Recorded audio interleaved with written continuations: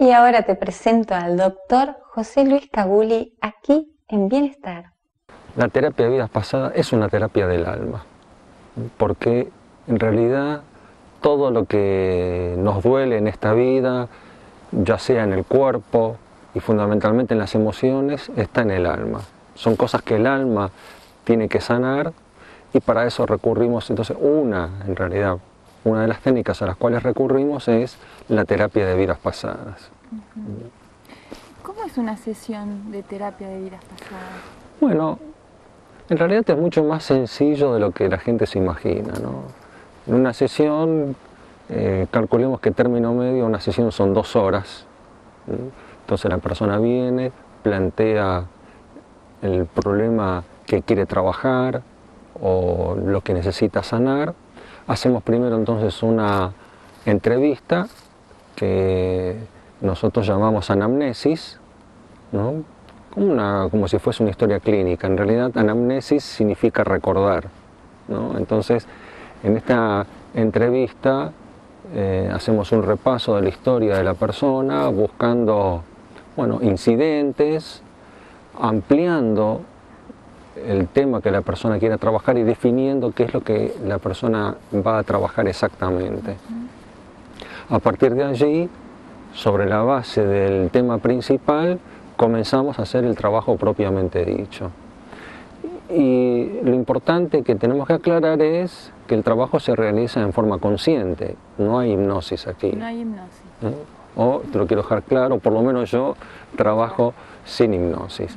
Generalmente la forma más sencilla de comenzar a trabajar es a partir de una sensación o de la propia emoción.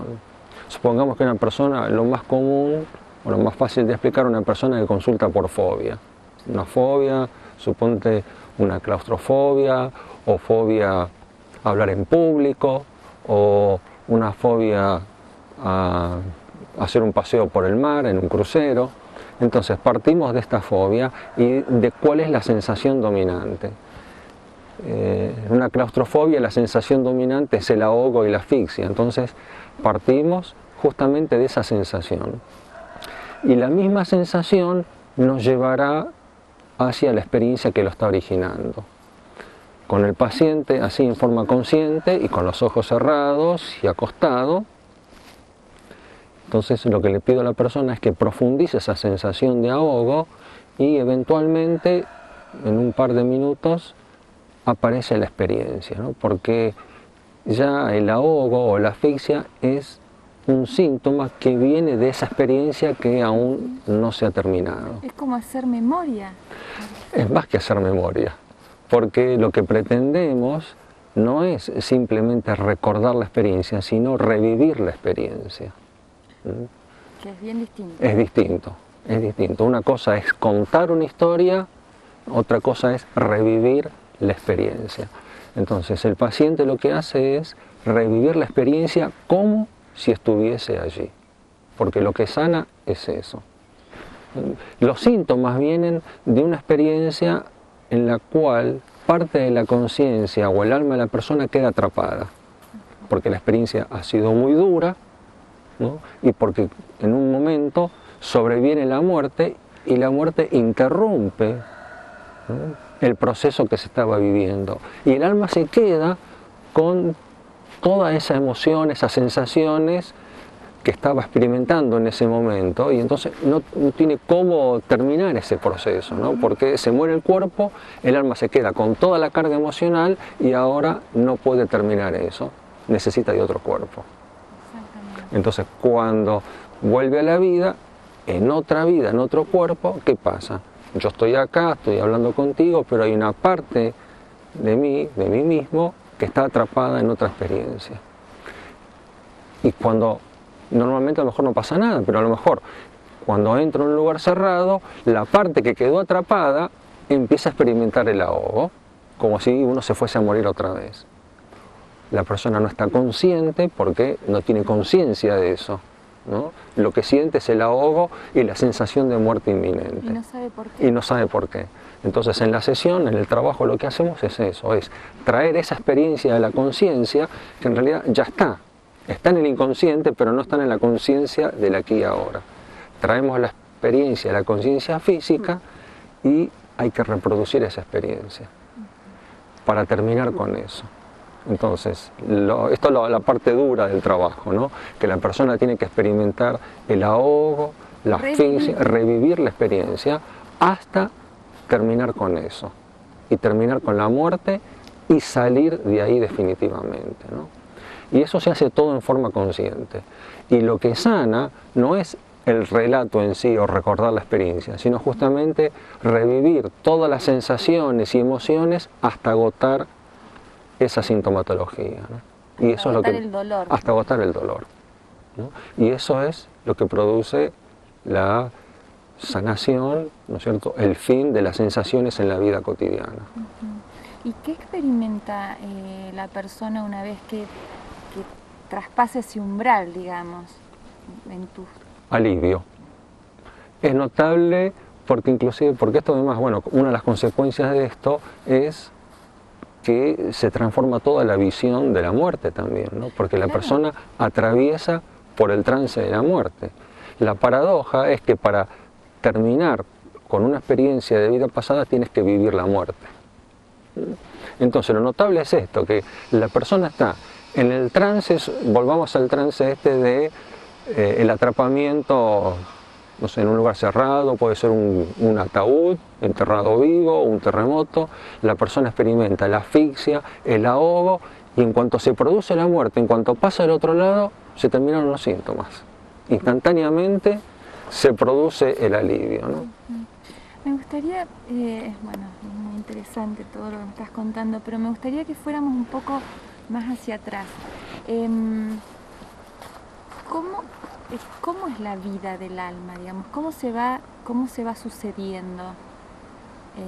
Porque me interesa mucho que me hables sobre el tema de la vida y la muerte, esto que tanto por ahí nos llena de miedo y hay algo muy fuerte en todo ese caminar, ¿no? Es así. Bueno, te voy a contar desde la experiencia de vida con los pacientes, ¿no? Porque seguramente hay muchas teorías y cosas, ¿no? A ver, básicamente lo que podemos decir que estamos aquí porque estamos aprendiendo, estamos evolucionando. Al alma no le alcanza una sola vida para aprender, evolucionar, desprenderse de las cosas que no le sirven, desarrollar capacidades, aptitudes y pulir sus emociones. Para el alma en realidad es una sola vida, no hay muchas vidas, es una sola vida que durante un momento transcurre en el plano físico y en otro momento transcurre en el plano espiritual. No existe la muerte para el alma, porque nosotros lo que ocurre es que nos confunde porque terminamos identificándonos con un nombre y con un cuerpo. Se muere un cuerpo y decimos, ah, eso fue una vida.